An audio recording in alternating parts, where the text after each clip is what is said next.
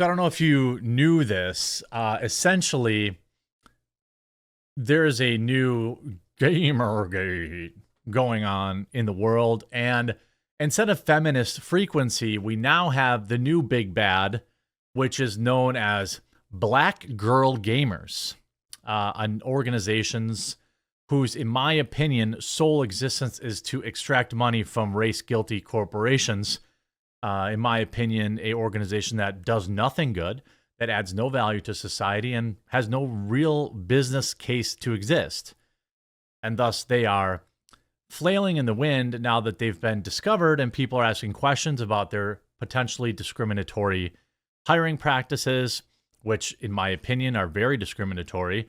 And also, they are lashing out with cease and desist lawsuits to anybody that questions their race-based hiring practices. For me, this is a very concerning issue. I don't like discrimination of any kind. And in my opinion, it seems like this company is doing that. And before we get into that full story, just a super quick word from this video sponsor. Huge shout out to this video sponsor, Private Internet Access. Look, in current year, everyone basically has to have a VPN. It's a extremely versatile and now basically required tool of browsing the modern internet. And that's why I'm happy to be partnered with Private Internet Access and have been for over a year now. It's a VPN I use, it's a VPN I recommend to my friends and family, and I have a massive discount for my viewers. In short, a VPN allows you to change the location that you may be seen as browsing the internet from. This helps you unlock television shows and movies that might not be available in your area. It allows you to browse the internet anonymously. Heck, even right now, we just saw several countries, for example, Google and Meta are now blocking news in Canada. And well, how are you going to get your news? Well, you could change your location. VPN helps protect your privacy, secure your data, and bypass network blocks. It comes in extremely important all the time. That's why I have it on my computers, laptops, and mobile phones. Private Internet Access is an open source app with no usage logs, unlimited bandwidth, high-speed global server network, dedicated apps, powerful encryption, and 24/7 live support. Unlock the power of the internet and stay censorship-free by using my link in the description below and get yourself Private Internet Access today at a massive discount. Now, there was some reporting going on this organization, which touts themselves as, quote, heightening black women's voices in gaming, award-winning company powered by 10,000 global community, education consultancy, content talent agency. It's essentially Sweet Baby Inc., but exclusively brown people. That's their shtick. That's their unique selling proposition. Now, of course, that means they do not have a unique selling proposition. They don't actually have a product. Their product is race baiting. Their product is essentially just like many organizations, again, in my opinion, they are a bunch of do-nothing people that don't actually have a service. So what do you do when you want to make money? You have a service you want to sell, but nobody wants it. Well, you either go out of business or you create demand, right? So that's where all these DEI and diversity companies really came from. After St. Floyd ascended upon high in his golden casket, there were a lot of agencies, companies, corporations that were quick to want to prove to the world that they weren't racist. First, nobody was calling them that, but they needed to prove that. And obviously, the only way to do that is give money to minorities. And this is a group, by the way, that kicked a very popular black female gamer, that is Black Girl Gamers, her name was Gothix, out because she wouldn't, she wasn't radicalized, essentially. Now, there's all this money flowing. I don't think I need to go through, again, what Patrisse Cullors is accused of doing at the BLM organization, otherwise known as By Large Mansions. So essentially, a bunch of liberal white women and liberal corporations wanted to prove that they weren't racist. So they earmarked a lot of money for minority groups and activist groups, right? Well, there was no actual need for these services, but once the money became available, once there was, an artificial demand that really nobody served because it's a pointless job. They created all these various companies, right? Oh, Intel's got earmarking $500 million for minorities, this, that, and the other thing. For what, right? For headlines or something? And so then what happens is a bunch of people will get together and grift and say, wow, Intel and AMD and NVIDIA have DEI programs now, and they've earmarked money for minorities. Let's just create a group and say we help minorities, even though none of these groups, in my opinion, actually do much of that. So enter in many, many other companies. I firmly believe that Feminist Frequency would still be crushing it if they were able to hold on and not go bankrupt as quickly as they did. So people pointed out that Black Girl Gamers only hires black girls. And while most of us would say, okay, well, that makes sense, right? Many pointed out that that would be discriminatory, right? Discriminatory hiring practices. If I were to start a corporation called White Dude Gamers and I exclusively hired white men, I'm pretty sure there would be thousands of lawyers willing to go pro bono and try to sue my company into oblivion. Of course, it's different, capital D. We're addressing the recent allegations published on That Park Place, which is a brand new website that doesn't make any money, and they're just picking the smallest target they possibly can. That is not to disrespect That Park Place, but they're picking a target that they think they can push around.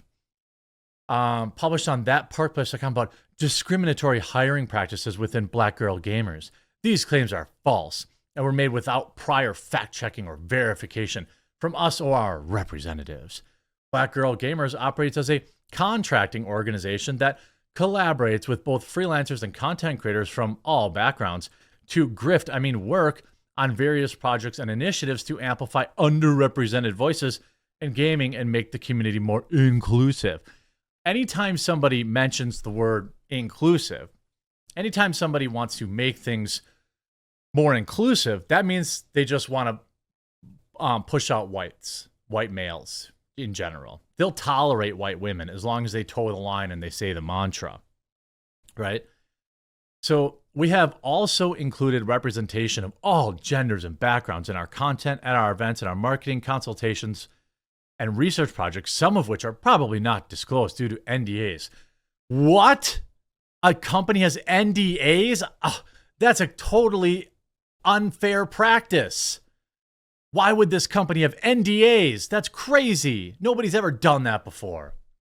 Anyway, evidence demonstrating that our commitment to diversity and inclusion, including our non-discriminatory hiring practices, is readily available and easily searchable. You're talking about a company of like 3 people, by the way.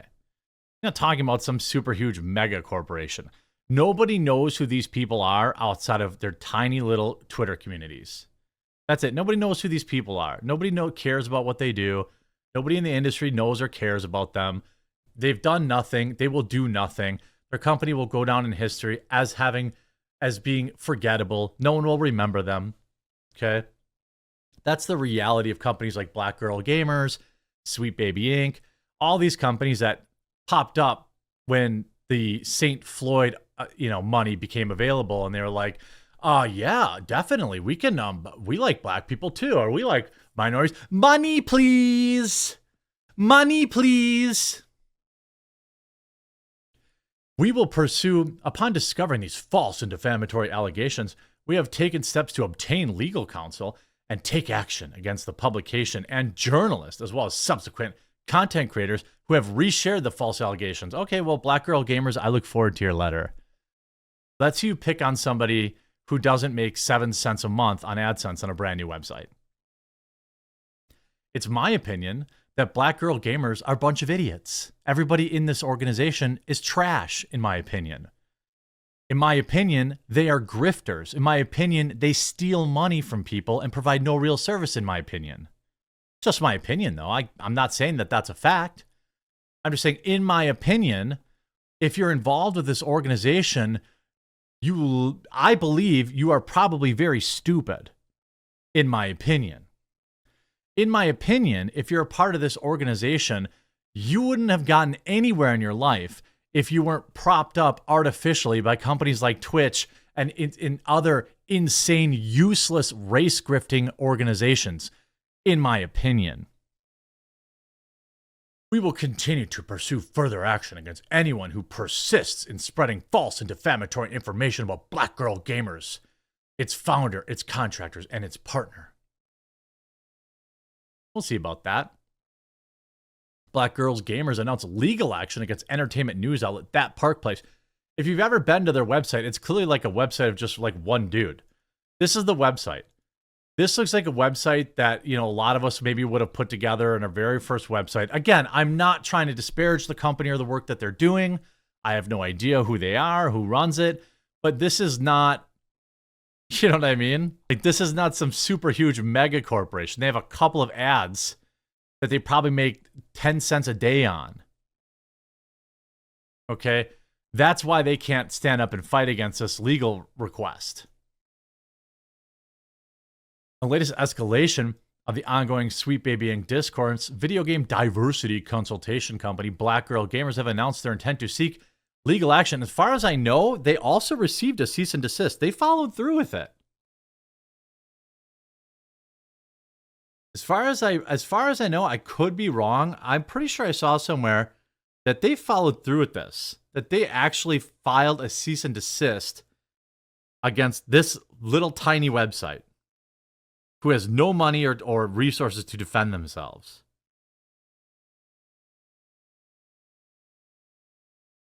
Again, disclaimer, this article's author holds a personal friendship with the number of That Park Place staff, members, and contributors. The latest development was kicked off on March 15th when That Park Place editor-in-chief John F. Trent, so he's from Browning in the Comics, published an article, Forspoken, consultant Black Girl Gamers appears to discriminate in their hiring practices while claiming they are being harassed. In support of his headline, Trent cited a Seoul 2024 tweet wherein Black Girl Gamers put out a public call for, quote, Black women content creators that make Dungeons and Dragons D&D content for potential brand work. It says, looking for Black woman content creators to make Dungeons and Dragons D&D content for some potential brand work, hit us up. So they are saying that they are discriminating. They only want Black women. Addressing the report roughly 2 weeks later, Black Girl Gamers took their official company Twitter account. Again, this is not a company. This is like, four idiots, who still all have accomplished nothing in their life. They have gender studies degrees or some crap like that. They've got $55,000 in college debt. They're still suckling off their mama's teats, and their parents are desperate for them to do something with their life, and this is what they spend their time on, in my opinion. I don't know that for a fact, just my opinion.